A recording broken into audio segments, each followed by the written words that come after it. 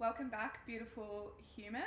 We are on again, episode number 3 of Unsilenced Woman podcast. Again, we're joined by the beautiful Jay Fizzle, Jay Dog, just the beautiful Jazz. Today, we are going to chat about the contraction that happens before the expansion. And this is something I know that we're both living through in real time right now. It feels very confronting, it feels very raw, it feels very real, and there was nothing else that we wanted to speak into that felt as true as what this topic is. And I think it's, for me, like, I don't feel like it's spoken enough about in this world of personal development, healing, transforming, expanding, how important and confronting this contraction phase is before we step into the next level of self. So we just wanted to unpack it a little bit, speak about what it is, why it happens, the reality of the experience when you're actually in it, the icky sticky. Yeah, and then, you know, kind of this danger zone as well of this space between the old and the new, and just, I guess, just some ways to help tackle that, and to be with it in real time. So what do we want to start with? I would love to hear your take on what, if I say to you, like, the contraction that comes before the expansion, like, I would love to hear what your just take is on that. Like, what does that actually mean to you? Yeah, okay. I'm going to start with what it feels like. So obviously when you're talking about expansion, you're talking about growth and change in your life. And in order to create change in your life, you have to change how you identify as a person, right? And that means actually confronting all of your old patterns and ways of being that are holding you back from actually embodying that new growth and that new identity. And it feels really fucking uncomfortable.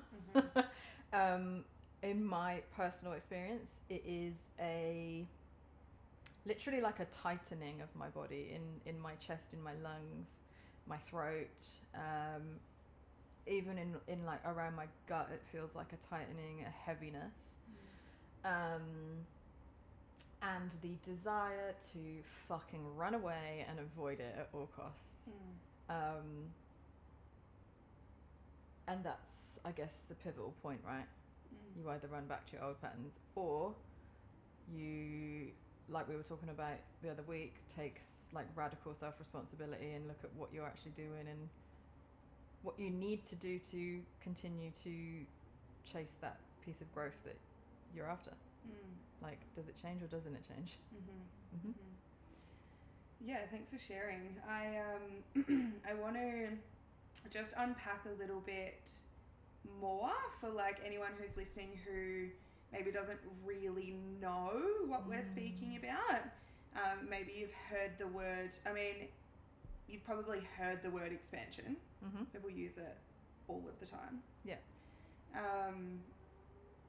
And it just needs to be, it gets to be spoken about more, the contraction that comes before it, because if you're not prepared for the contraction that comes, like, everyone talks about expansion and, like, in this word, and I use it all the time, like we all do, like, you're expanding, okay, if we talk from like a nervous system lens, like, you're expanding your capacity, you're expanding your body, you're expanding your window of tolerance, you're expanding into the woman or the human that you want to become and who you want to step into, your life. You know, if you're internally expanding, your life externally expands, but which is all beautiful, and that's what we all aim for in this work. But the contraction can be the thing that sets us back if we're not willing to, not even not willing to, like, if we're not prepared for it to come. So I just, I don't feel like it's spoken about enough in this work because so many people aren't prepared for it. And I guess like that's what happens when we go to propel into expansion, that there's a gap that happens from contraction, from your growth, from who you are now into. So if you look at it like, you know, if you like visualizing it, like who you are now to who you want to become, or where you are now to where you want to go. The messy middle. The messy middle is the contraction. Where you're not really one or the other anymore. No, so you're kind of literally floating in no man's the abyss. land. No man's land. You're like, I don't know what's going on. I'm kind of in this weird, why isn't it working? Vortex of like nothing. Yeah. I think nothingness. As well, like, to go deeper on what you were just saying, is like most of like the coaching and personal development industry, they'll talk into where you are now and where you want to get to, and that they can get you to this beautiful result, but they don't tell you that there's going to be a really fucking uncomfortable bit first. Yeah. And this is where people fall off. Yeah. This is where we all fall off. Yeah. Because if we're I've not done many times. If we're not prepared for it and we don't have the tools to navigate that and to be solid and okay through that contraction, like you are going to just revert. It's like when I visualize it, it's like a slingshot, right? Like it's like right before, like you want to get to this point here, and then you're kind of getting to the edge of where you are now, and it's like this slingshot that gets pulled back, and it's pulling and it's pulling, and the further that you're like swimming against the current, kind of like doing the opposite thing to change to who you are. Like you're swimming against the current, and you're like swimming and swimming and swimming, and it's like there's a rubber band like trying to like pull you back, and you're like swimming and swimming, and it's only when you're gonna keep swimming and get to that point that you like then that breaks, and you get it breaks away, and you get to be slungshot into that next version of self. But that bit in the middle, like where you're being pulled and like your ego is tested, fucking loud, like it probably, actually what I want to speak about is like how that shows up, right? Because it's all well and good for us to sit here and be like the contraction, but you're like, what the fuck, what does that even feel like? What's the contraction? Like, and again, like I'll speak from my personal experience, everyone's different. The deeper that I connect to my body, I literally feel it. Like I can feel the contraction, and you can literally feel like your ego and your old identity like holding on for dear life. Like it almost literally for me sometimes feels like I'm like being strangled. Like that is like, because it's so loud. The stories get really loud, and this is a part of breaking through the identities that we have and that we hold currently, and the beliefs that we hold currently. Like any time that we do the opposite thing to what we have done before, that has fed these wounds, that has fed this ego, it gets really fucking loud, because it is mad. It is like, who do you think you are, trying to prove me wrong? Like we have been created to keep you safe your whole life. You're going to get us killed if you keep doing this. So it literally believes this. And that's where the contraction comes from, because your body is like, holy unsafe. Shit, unsafe. That's when the stories get loud. Your ego tries its best to do anything it can to keep you small, to keep you where you are. And a part of that expansion is first the contraction, to acknowledge it and see it, and continue to keep leaning in anyway. And the piece that the most important part here, which I know that we both believe in so deeply, is like, if your body can, this is okay, so it always comes back to like the working with the body, right? Because you can't, if your body doesn't have capacity to hold that, if your body and your nervous system doesn't have capacity to hold the contraction, and you're going to continuously fall outside of your window of tolerance, if you're continuously going to fall outside of your capacity, and you're going to fall into survival mode, like you're not going to be able to hold that. So it always is going to come back to the body and working with the body and the nervous system. But it is, I feel like it's kind of, what is a titration. Yeah. It is a titration. Literally. It's not just you're going to go through one contraction and then into one expansion later. Like, that's not how this works. It is, and again, like, It's the whole, like, it's a journey, not a destination, right? Yeah, the destination does not exist. Hey, yeah. And in my experience and what my journey is like, the bigger the expansion, the deeper the contraction. Yeah, hell yeah. So in a way, it doesn't get easier, but it also does. Your window of tolerance expands, so you're able to handle it better. Right. Yeah. So it's but like, it's still fucking uncomfortable. It's still big. Yeah. And I'm like, because it's interesting. Exactly. And probably what you more said. at stake as well. So much growth, more at right? stake. Yeah. Because such deeper layers of identity are getting shed and fucking obliterated. The deeper stuff, not just the surface level stuff anymore. Yeah. Yeah. So yeah, it's such an interesting one, because the deeper that I've gone within my own journey, the deeper that I continue to go within myself, like it literally, it just gets so much, it just gets so much deeper. It gets harder, but it gets easier at the same time. But I feel it still is so confronting though. Like for me, like in my contraction right now, like I know this next level that I'm stepping into with everything in my life. Like it feels like the deepest one yet. Yeah. 100%. I think the easier piece comes with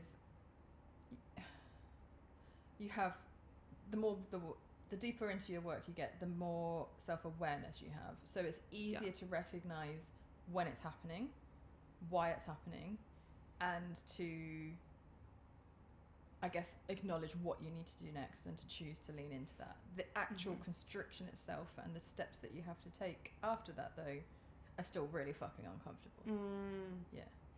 Yeah, I just got this memory of like back when it would have been like maybe, I want to say like probably about a year ago, when I started running workshops and events. And I had this moment where like it literally fucking feels like sometimes you are physically fighting your ego. I remember I had this moment. I remember it so like distinctively. I was laying in bed. So it was one of the first bigger workshops that I ever ran. And I'd done all the planning. I'd done all the things. And I was like laying in bed that night, but I hadn't launched it. So everything was sitting there like ready just to go bang and put it out into the world. And so much of my stuff was coming up for me. So much stuff.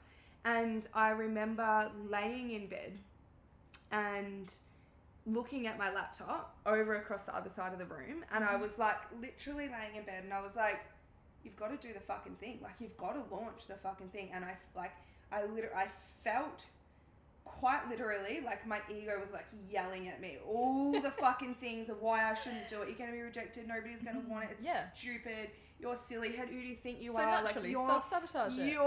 You're not capable, blah, blah, blah. And I literally like, this was the first time that I was like, holy fuck, I realized how much power it has over our physical body, right? And how it can show up. And I was laying there and these stories were so loud. And I literally felt like I could feel like my ego, and then I could feel like, you know, my core, self, my higher self. And I was like, do the thing, get up and fucking launch it. Do the thing. Sounds press so the launch simple, button. doesn't it? And I literally like felt like, and I literally had to like, it was like I was fighting a fucking demon. Like it literally, I don't know, sounds crazy. It is your own demons though, right? But I was like, I had to pull myself out of bed, and it was like, I was struggling to even sit up. It felt like my ego was like pinning you down. Literally pinning me down, like, don't do the fucking thing. You're gonna screw it up. You're gonna do whatever. You're gonna be seen.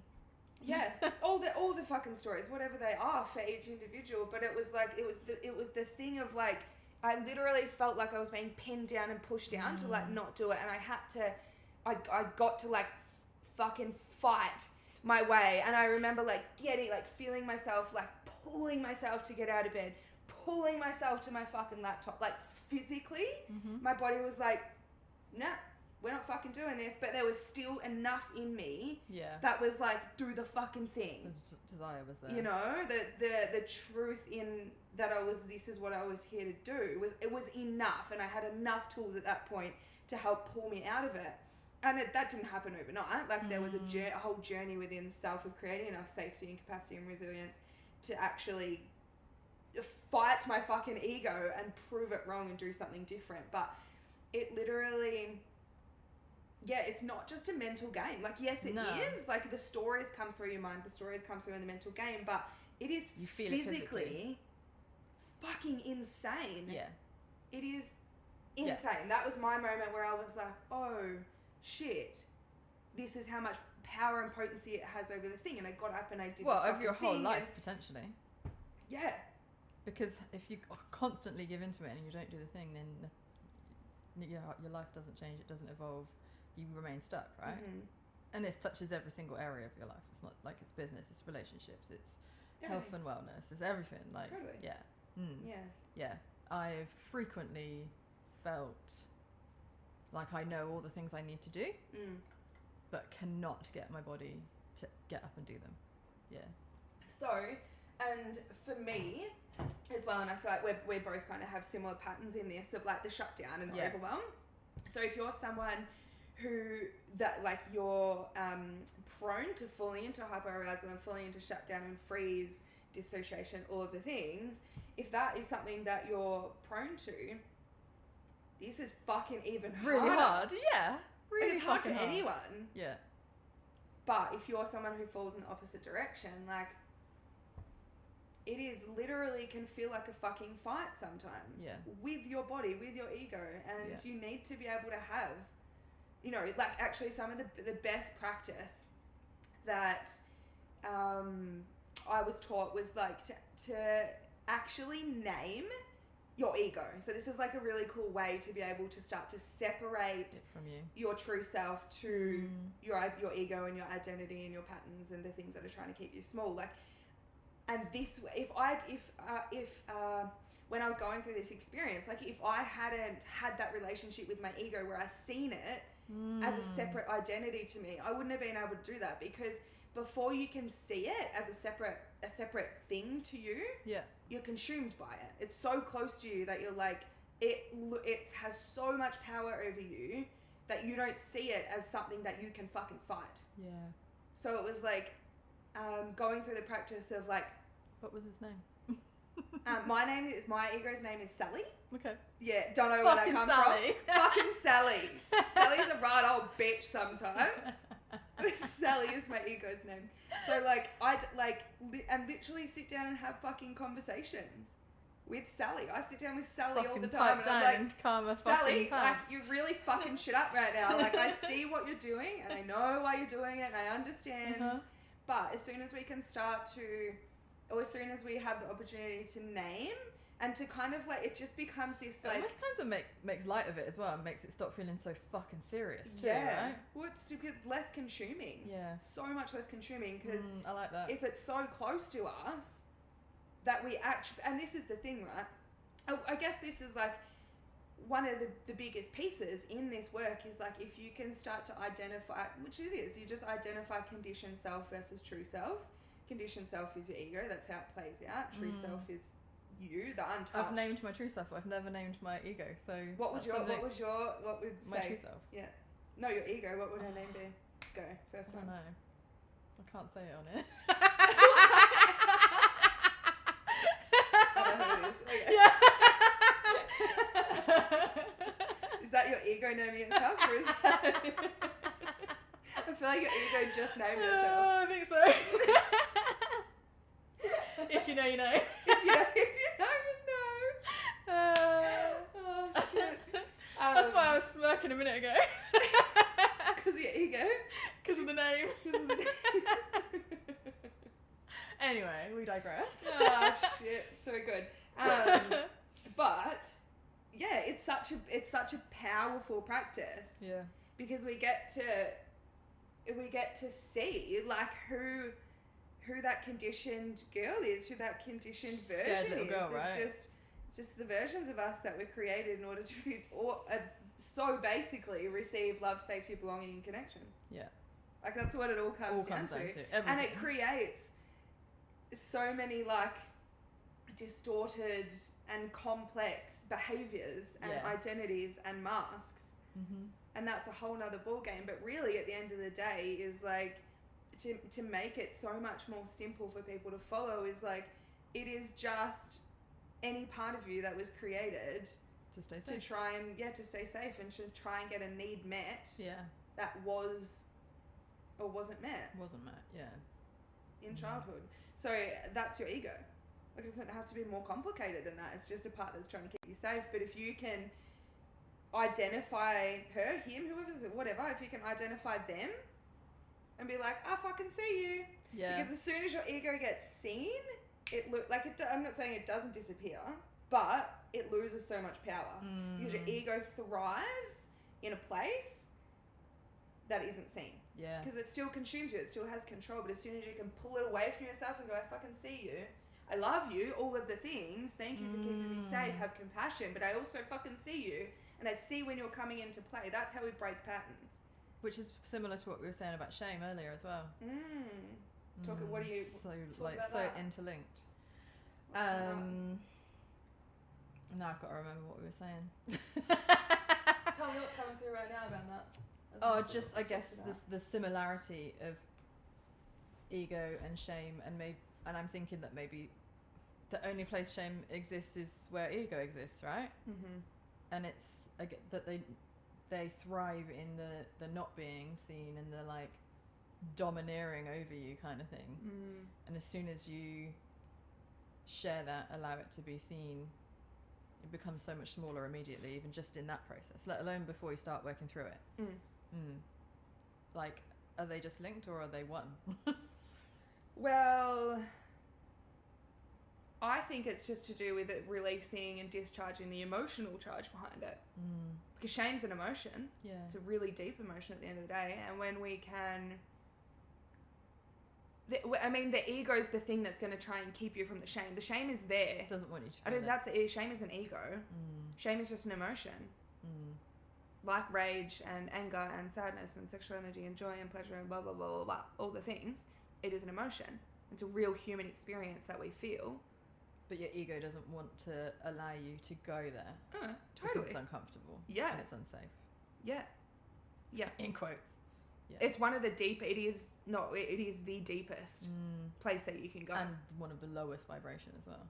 Yeah. Easy to get trapped there. So easy to get trapped there. Such a real part of this human experience. And you... Even just acknowledging that I was holding shame around something last night immediately made me like burst into tears. Yeah. Yeah, like massive emotional charge. And totally unexpected too. Yeah. Talk about that. As in like a real life scenario of what we're talking about? Sure. So I've been like revamping my business, my branding, my offerings, and relaunching some new stuff. And in part of that process, there's been a massive contraction in just wanting to not put it out there, because it's hard work, it's vulnerable, it's uncomfortable. I am sharing like deep parts of myself, and in selling the offer that I'm giving, I'm selling myself, and all of that is uncomfortable, and my pattern would be to avoid it. But I've been leaning in, and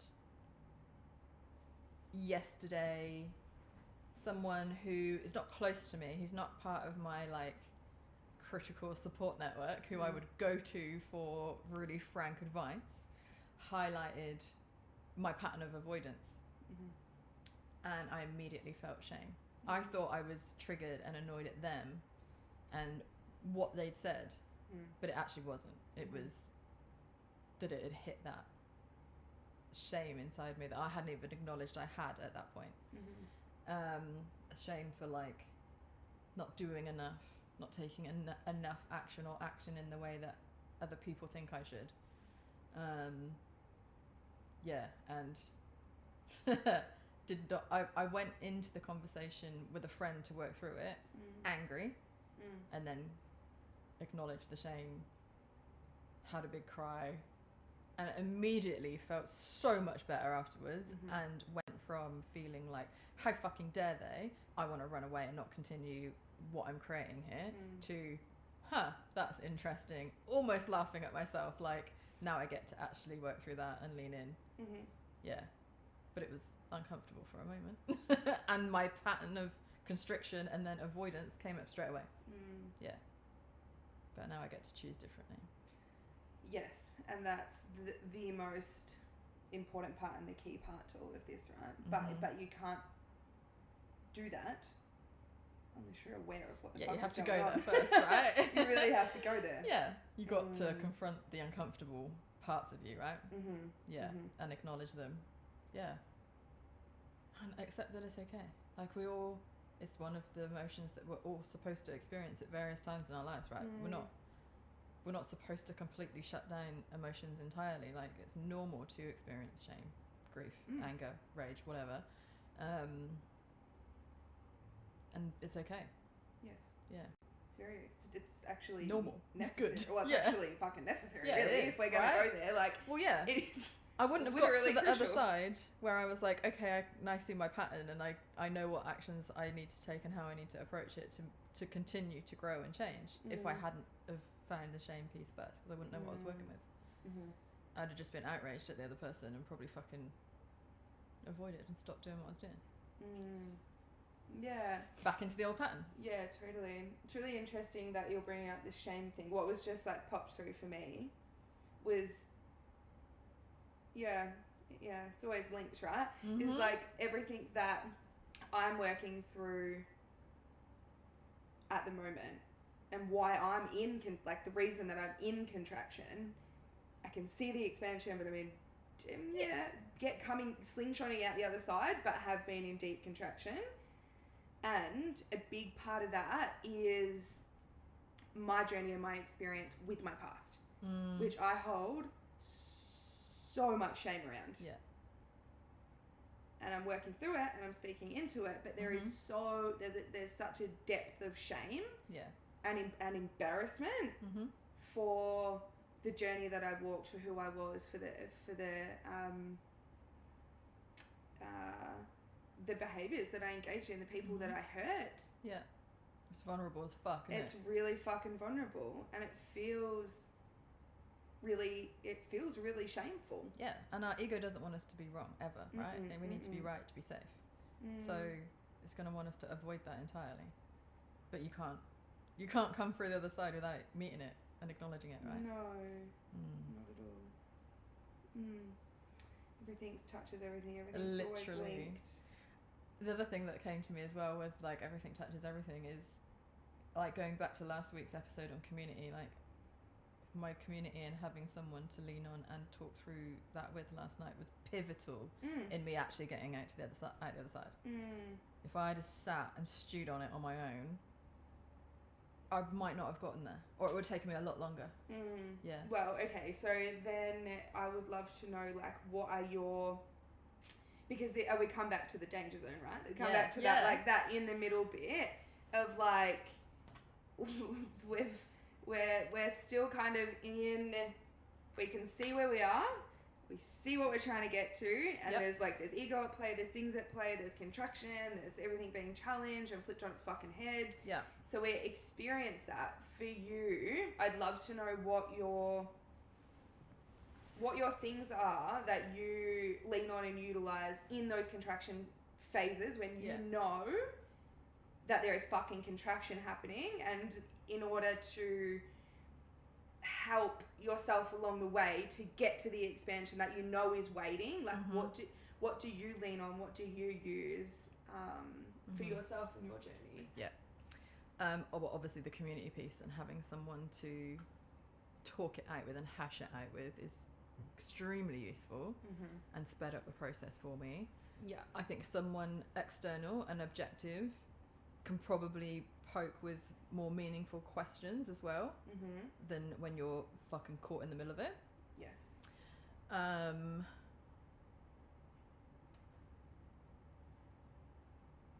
guess pattern interrupts, so acknowledging what my my desire and my old pattern is in that moment, Mm-hmm. and consciously thinking about what is a different or opposite step to that I can take. And then I need to fucking either re-regulate or build the capacity to be able to take those action steps. Mm-hmm. So whether it is you know, any of the tools, whether it's fucking breath, journaling, I don't know, there's heaps of tools that you can use and implement in the moment. Yeah, I feel like the community piece is the fucking pivotal one. 1000%. I couldn't agree more. It speeds it up, I think. It would have taken me, I'd still probably be in my shit today if I was doing it on my own. Because I might not have gotten to that really important, I guess, acknowledgement that it wasn't actually about what was said in the conversation. It was the fucking pain point or trigger that they'd hit, and the shame that I felt related to that. Yeah. And now I get to be with that, right? Sometimes it's time as well. Yeah, absolutely. Last night there was two things at play in that. My original pattern is to avoid it and shut down and not do it altogether. And then the shames go in, but you should be taking action. This is the problem. So just fucking work into the night kind of thing. And I was like, hang on a minute. Had to kind of find a compromise. Give myself some time and space. Go to the beach, grind, be in nature. Actually have time to think about what this means for me. And then now I can go away and create a plan of action that is in a time frame that is fucking realistic and reasonable for me to execute. That's personal to me. Yeah.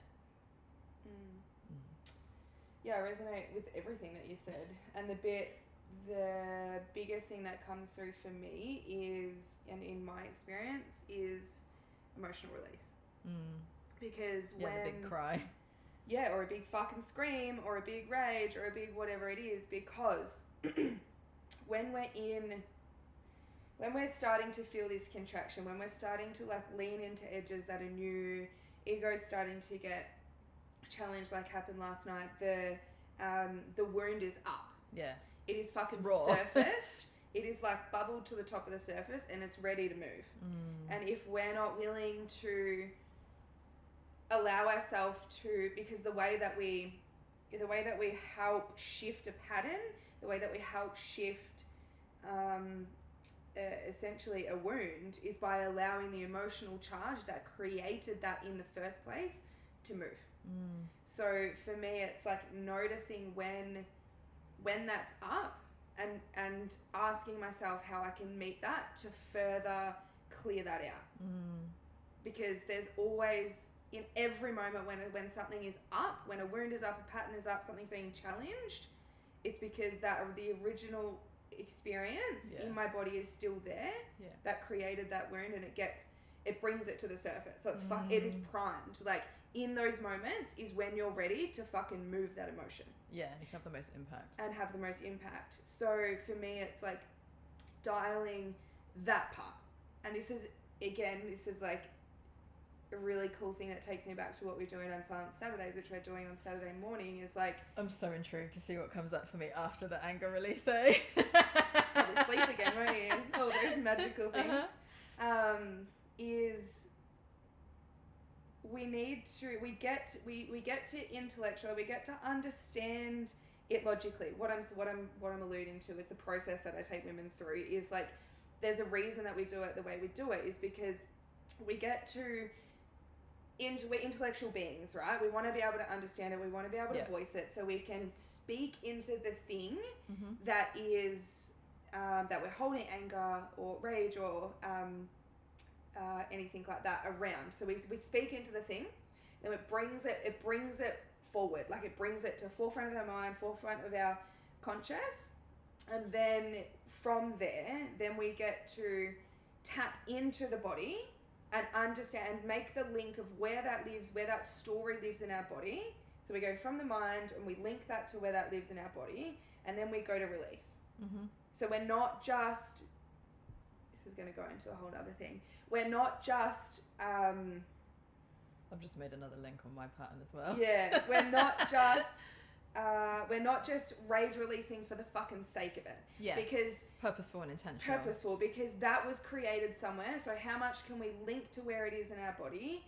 That story, link to where that lives in our body and where it was created, and then pull from that place. And okay, I'm gonna fucking rant on something for a second because it feels really appropriate. Let it out. There's so many spaces where I'm seeing lots of, I'll be a bit conscious with my words, I'm seeing lots of spaces that are creating, and I know the intention is pure and it is beautiful, so many places creating spaces for rage and anger release, but they don't know what they're fucking releasing about. Sometimes you don't need to intellectualize it, and I understand it, but there's no real connection from what it is. Yeah.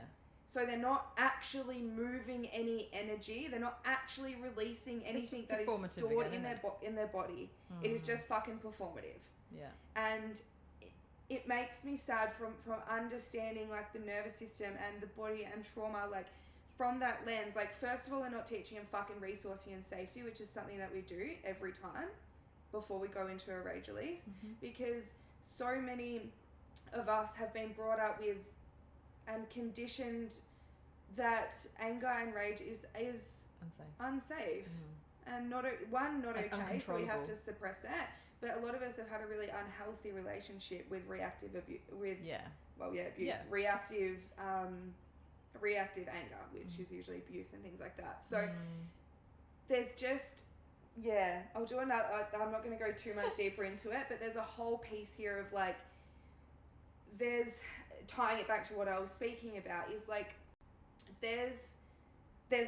everything is linked. Every single thing, like the story, the emotion, the feeling, where it lives in the body, the release, like all pieces. It really get to connect it, and without actually connecting all of the pieces, you're not actually moving anything that is stored in your body. Yes. You're just coming from a reactivity. You're coming from reactivity. So I think the difference is when you do it in that way, you might feel good that day, but it's not actually going to change anything long term in your life. Whereas when we do it in the manner that you're speaking into, like that, or how you facilitate, using me as the example, it's changed my life. I've actually cured like 6 years of insomnia in one session. Literally life changing. Whereas the other way, the performative way, is not going to be. It might momentarily make you feel a bit better, but it's not actually going to change anything. No, 1,000%. I don't really know what rabbit hole I was going down with that, but obviously needed to be spoken into.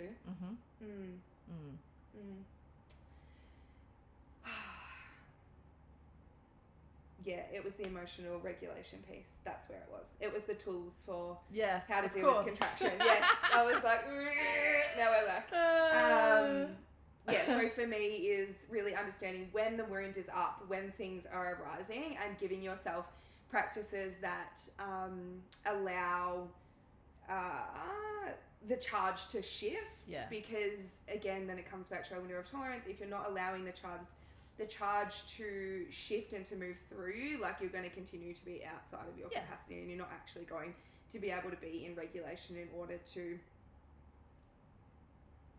keep making aligned decisions and keep leaning into the expansion. Right. So and also, if you never meet any of these like uglier, uncomfortable emotions with compassion, and you never allow it, you never grow your window of tolerance either. It just stays the same. Totally.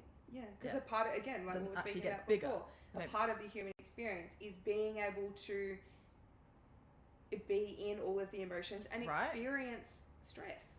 Experience all of that, right? Without going outside again, window of tolerance, and falling into survival mode. So it is key, and it's usually what everything comes down to, right? Yes. Emotional release, emotional regulation, safety. It is it's such a fundamental part of this. And there's so many people practicing it without any understanding of that.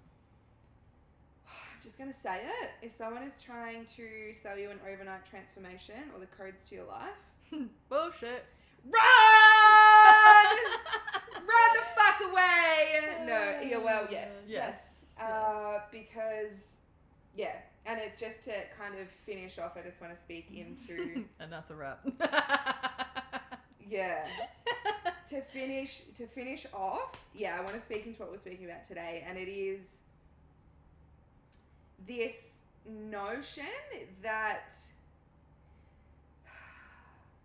things can you're just going to transform overnight, and this is what it is, and this is what the key of what I'm trying to get to and remind people is that it is a practice. Yes. It is a continuous journey. Yes. Every single fucking day. For the rest of your life. For the rest of your life. And yes, being in containers and spaces and programs and experiences helps. Are fucking key. Yes.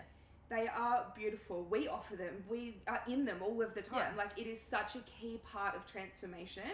And to be held, especially in group, I find, like in community, and to be held when you're going through those transformations is important. It's literally everything that we do, right? But public service announcement, like, just be conscious of the people who are trying to sell you an overnight fucking transformation without actually speaking into the reality of what is happening. Using no body-based techniques whatsoever. None. Someone if someone tells you they have the fucking code to solve your problems in your life, like, fucking run. That they have something that belongs to them that can fix you. That's not how it works at all. It's their ego. It's their ego getting fucking inflated. Yes. Because at the end of the day, even as what we do, we don't have the fucking answers for people. We are not, like, we don't have the solution to your problem. We're a mirror, and we hold you, and we guide you, and we reflect, and we teach from knowledge that has been passed on to us and from what we've learnt. And we get to hold that space for you, but we don't hold the fucking answer. I don't hold the We're not fucking... supposed to, though. No. Like, the definition of coaching isn't giving someone the answers. It's asking the right questions so that they find their own answer. Absolutely. Yeah. 1,000%. Yeah. So just know that this is a journey of a lifetime. It is expansion, contraction, it's all of it. And you're going to move through different programs, different coaches, different people, different worlds, different perspectives, different paradigms, all of it, different teachings. You're going to move through all of that, and just know that this is all a beautiful part of the journey. And circling back to what we're speaking about, the expansion happens, but so does the contraction. The contraction always comes first. Be prepared for it. So be prepared for it. Have your tools, have your support network. Yeah. Have your people, work with people who approach things from a bottom-up approach. And are embodied in that also as well. Absolutely. Not just preaching it. No. Yeah. It's a very key part. Okay. I feel complete. Well, I think there was that passion that we were talking about earlier. Yeah. Came out. Because it's fucking true. Everything that we're saying is fucking true. Yeah. And there's no other way about it. For me, there's other people's way about it, and they can have their opinions and their ways, and that's fine. But for me, this is my way about it. 1,000%. Anyway, my loves, thanks for listening and tuning in. We'll be back with the next episode for whatever is present at that time in life that we want to share with you and bring you into our world a little bit more. Love you all lots, and we'll speak to you next time. Bye. Peace out, motherfuckers. Bye.